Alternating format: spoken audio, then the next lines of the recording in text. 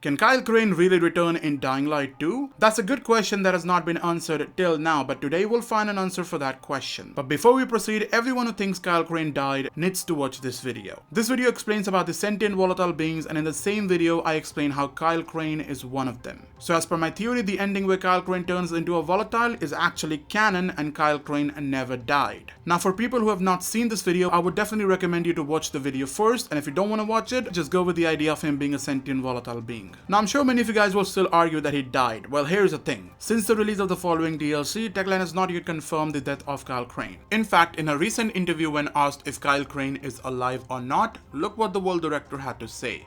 So is it possible that Crane survived, or anyone else for that matter? I mean, you know, some people survived. We know that Spike survived for one. Tolga and Fatin, they survive in some shape or form. But Crane, I mean, it's a mystery. There's some rumors out there, but we're not sure about anything, to be honest. People are still investigating Crane's fate, you know? So it's a mystery and there are some rumors out there. Now when a developer does not confirm the death of a character, then you can possibly expect a return of that character in a future DLC. In this case, it's Kyle Crane. But let's just imagine sentient volatile Crane returning and meeting Aiden Caldwell. Wait, hold on. What is going on here?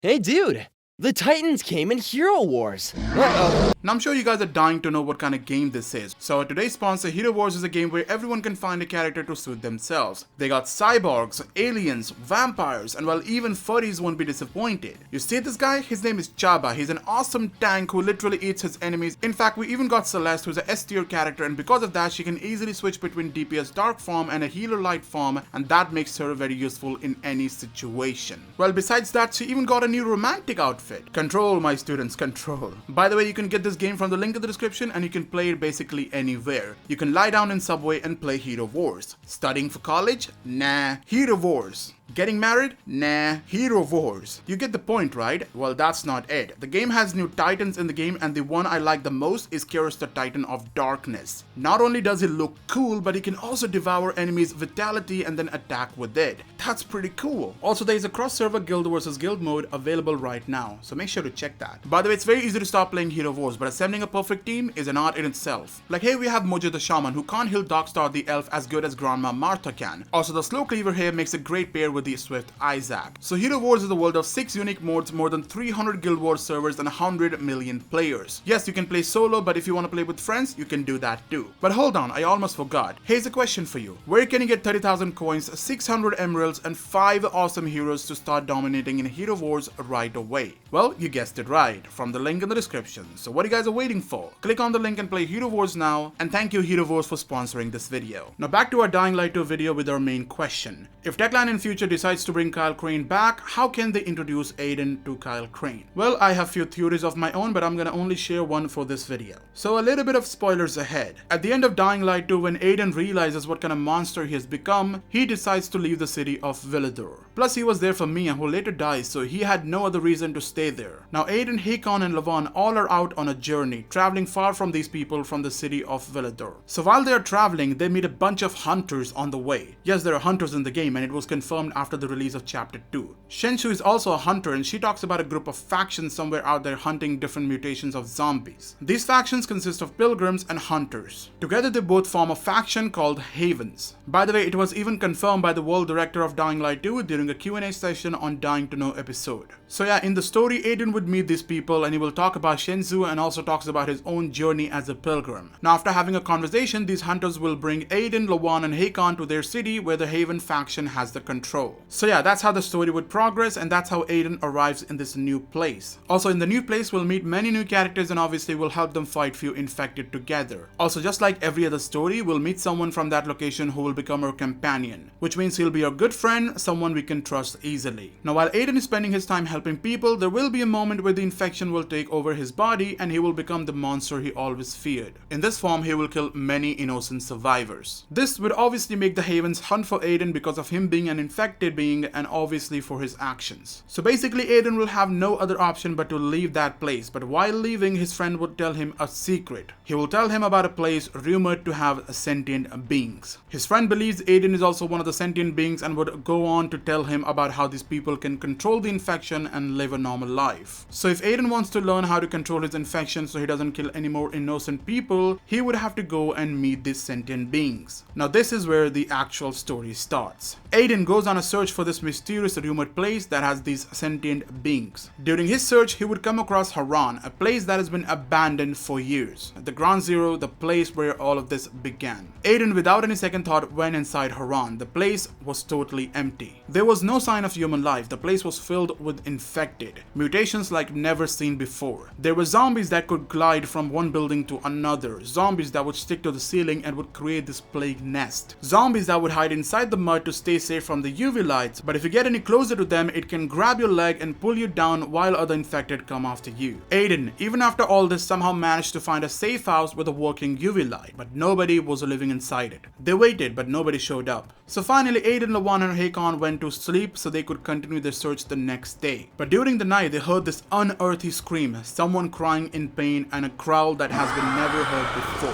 Aiden thought it's another mutated zombie that they are not aware of, but since they heard a survivor screaming, they thought it could be the guy who lives here. Maybe he's lost or trapped outside. So being the good guys, they went out to help that survivor. They followed the scream until there was no scream at all. A pin dropped silence during night. Somehow they managed to find a blood trail, but when they followed it, they could only find few remains of that survivor. While they were checking this, Hakon and Lawan gets pulled by a tendril, and when Aiden saw this, he threw a flare to protect them. The flare instantly started burning the tendril, and the same unearthly scream was heard again. Aiden in panic threw multiple flares and started to point his light towards this infected being. Then in the background, Aiden saw the face of this infected, and to his surprise, it was not a zombie. It was a human. And you should not be surprised when I tell you it was Kyle Crane.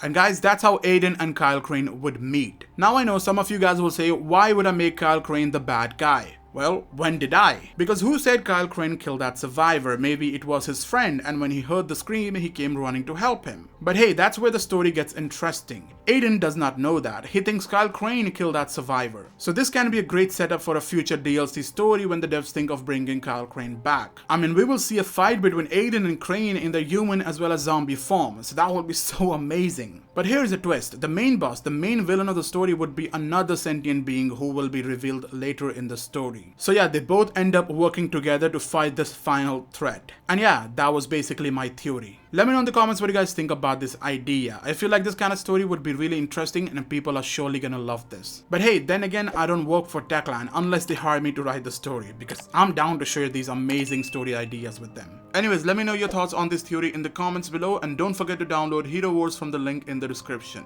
Choose your side. Play Hero Wars. Thank you again, and I'll see you guys in the next video. Till then, stay safe and stay human.